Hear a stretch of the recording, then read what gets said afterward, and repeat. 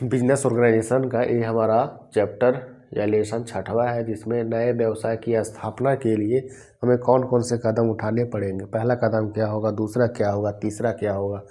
तो इससे रिलेटेड जो भी कदम हमें उठाने हैं उसके बारे में हम यहाँ पे चर्चा करेंगे। ये भी हमारे लिए इम्पोर्टेंट है, पॉइंट वाइज पॉइंट समझेंगे, एग्जाम में पूछेगा तो आप इसका उत्तर लिख पाने में सक्षम हो जाएंगे। ठीक है, तो समझने से पहले इसे कई कैटेगरी में बांटा गया है। कुछ हम लिखेंगे भी, कुछ ओरली बोलेंगे, आपको नोट डाउन करना होगा तो कर लीजिएगा, आपके लिए बेहतर रहेगा वो। तो सबसे पहले हमें चयन करना पड़ेगा। क्या चयन करना पड़ेगा? व्यवसाय का, कि किस प्रकार का व्यवसाय, स्पोर्ट का है, प्रोडक्शन का है, फर्नीचर का है, मशीनरी का है, बैंकिंग का है। तो किस प्रकार का व्यवसाय करना चाहते हैं, सबसे पहले हमें यह चयन करना पड़ेगा। हम पढ़ क्या रहे हैं? नए व्यवसाय की स्थापना। जो हम नया व्यवसाय स्थापना करेंगे तो हमारा पहला कदम क्या होगा? तो पहला कदम होगा चयन। किसका चयन? व्यवसाय का। किस प्रकार के व्यवसाय का आप चयन करना चाहते हैं? आपके चौराहे पर भी कई सारे व्यवसाय हैं। कोई मेडिकल स्टोर खोला है, कोई कपड़ा बेच रहा है, कोई फुल्की चाउमीन बेच रहा है, कोई चाय बेच रहा है, कोई मोबाइल बेच रहा है, कोई चप्पल बेच रहा है। तो वो जो व्यक्ति है, उन्होंने जो बिज़नेस शुरू किया तो सबसे पहले उन्हें चयन करना पड़ा कि किस प्रकार का बिज़नेस शुरू करना है। ठीक है, रेडीमेड गारमेंट का हो गया, और पाइप का हो गया, सीमेंट का हो गया, छड़ का हो गया। तो इस तरीके से आपको चयन करना पड़ेगा कि कैसा बिज़नेस आपको ओपन करना है। ठीक, दूसरा है व्यापारिक संगठन का स्वरूप। संगठन का स्वरूप। संगठन तो मैंने आपको बता दिया कि जिस प्रकार हमारे बॉडी में आँख, नाक, कान, मुंह, हाथ, पैर है, सब मिलते हैं तब हमारा बॉडी काम करता है। उसी प्रकार व्यवसाय में भी कई सारे पार्ट्स होते हैं, कई सारे अंग होते हैं। जब वो एक साथ मिलते हैं, काम करते हैं, तभी व्यवसाय सक्सेस होता है, वो आगे बढ़ता है। ठीक है,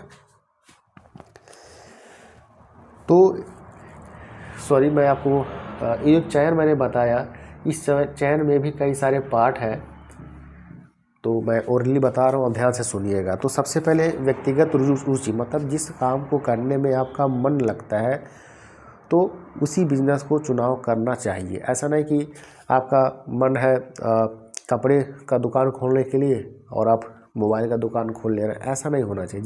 जिसमें रुचि रहे वही व्यवसाय करना चाहिए। योग्यता क्या है, दक्षता क्या है, और पूंजी कितना लगेगा। मान लीजिए आपके पास पूंजी कम है तो ज़्यादा पूंजी वाला दुकान खोलना मूर्खता ही है। तो कम पूंजी है तो उसके हिसाब से ही आपको व्यवसाय खोलना चाहिए। कितने हमारे फिक्स्ड एसेट लगेंगे, कितने करंट एसेट लगेंगे, कितना मेरा रिस्क है, कितना मेरा लाभ है, इन सभी पहलुओं पर हमें ध्यान देकर व्यवसाय का चयन करना चाहिए। ठीक है,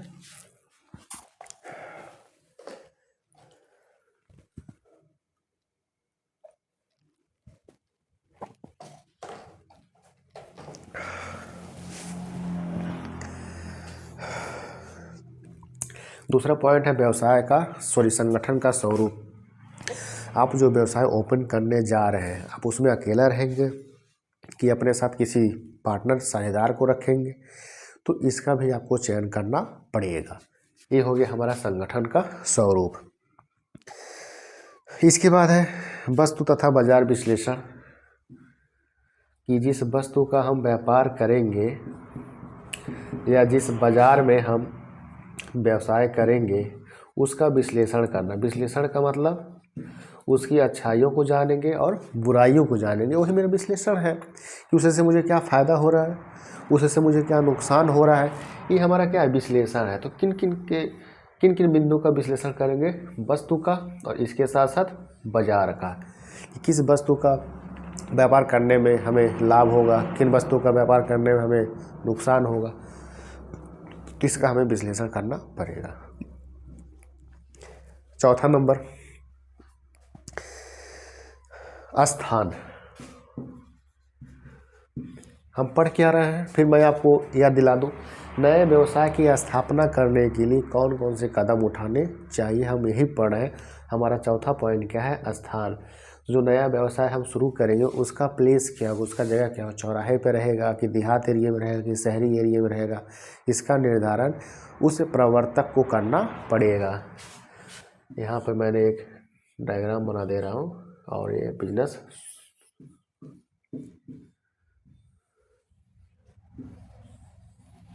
ठीक है। तो यह आदमी इस बिजनेस को शुरू करने जाएगा तो इसका स्थान निर्धारित करना पड़ेगा, किस जगह पर है, मतलब शुरू करना है। चौथा हो गया।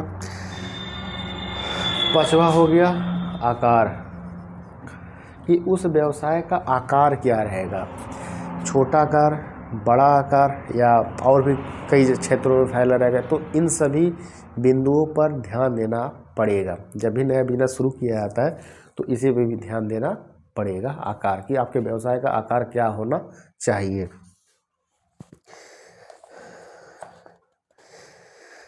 इसके बाद छठवां, सातवां, आठवां, उसके बाद फिर 9, 10, हम मेन पॉइंट 10 ही देखेंगे, ठीक है। तो छठवां पॉइंट में आप लिखिएगा मानव, माल एवं मशीन की उपलब्धता। अब मान लीजिए आदमी जो है ऐसे बिजनेस का चुनाव कर लिया कि उस कार्य को करने के लिए ना तो मानव उपलब्ध है, ना तो माल उपलब्ध है, ना तो मशीन उपलब्ध है, तो व्यवसाय शुरू करने का क्या मतलब है, कुछ भी नहीं है, वो हमारे किसी काम का भी नहीं है।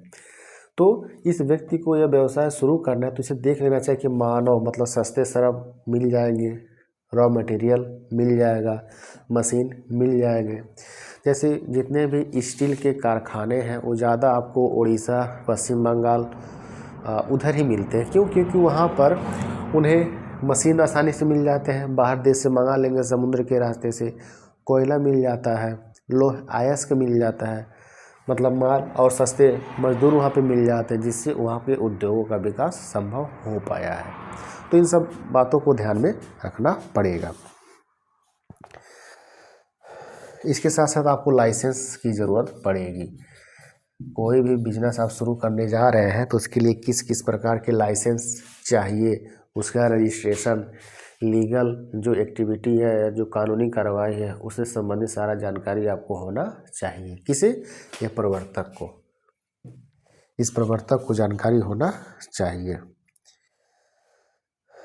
उसके बाद कर्मचारी, जिस कर्मचारी का हम चुनाव करेंगे अपने कंपनी में, अपने व्यवसाय में, उनकी योग्यता क्या होनी चाहिए, कितने पढ़े लिखे होने चाहिए, 8वीं पास होना चाहिए, 10वीं, 11वीं, 12वीं। तो योग्यता का निर्धारित करना पड़ेगा, उसको ट्रेनिंग देना पड़ेगा। इससे संबंधित सारे क्रियाकलाप को नज़र में रखकर ही हमें नए नए बिजनेस को शुरू करना चाहिए। उत्पाद क्रय विक्रय नीति, क्रय विक्रय नीति, नीति का मतलब नियम कानून बनाना। किसका नियम कानून? मतलब खरीदारी का क्या नियम है और बेचने का क्या नियम है। तो किसे खरीदेंगे? उत्पाद का। किसे बेचेंगे? उत्पाद का। तो उत्पाद को खरीदने और बेचने के लिए किस किस नियम का होना या जानकारी या उसके बारे में डिटेल आपको पता होना चाहिए। नहीं पता रहेगा तो आगे चल के आप ही को दिक्कत होगा जो बिजनेस को शुरू करने जा रहा है। 9 पॉइंट हो गया।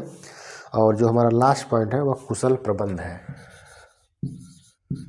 कुशल प्रबंध। अगर आप इन सभी बिंदुओं को ध्यान से देखेंगे, इसके माध्यम से आपने व्यवसाय शुरू कर दिया, लेकिन आप अपने व्यवसाय में प्रबंध सही ढंग से नहीं कर पा रहे हैं तो आपका व्यवसाय ज़्यादा दिन तक चलने वाला नहीं है, वो बंद हो जाएगा और बहुत बुरी तरीके से बंद होगा। तो व्यवसाय शुरू करना तो आसान है, लेकिन उसे चलाना और वहाँ मैनेजमेंट देखना, उसे प्रबंध करना बहुत ही मुश्किल भरा कार्य है। तो इसको करने के लिए शारीरिक मानसिक शक्ति का उपयोग करना पड़ेगा।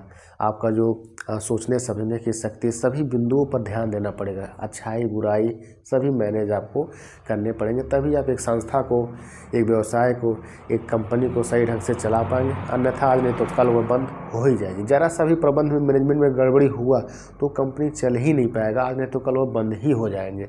बहुत सारी कंपनी हैं जो इस समय बंद हो गए हैं, जैसे BPL हो गया, वीडियोकॉन हो गया, आइडिया हो गया, वोडाफोन हो गया। ये सभी क्या हो गया, बंद हो गए। क्यों? क्योंकि वहाँ का जो प्रबंध व्यवस्था वो सही नहीं है। आज के परिवेश से, आज के वातावरण के हिसाब से प्रबंध सही नहीं है, जिसके चलते उन्हें बंद होना पड़ा। तो यहाँ पे हमारा बिजनेस ऑर्गेनाइजेशन का लेसन 6वां हो गया समाप्त। ठीक है, फिर 7वां हम पढ़ेंगे।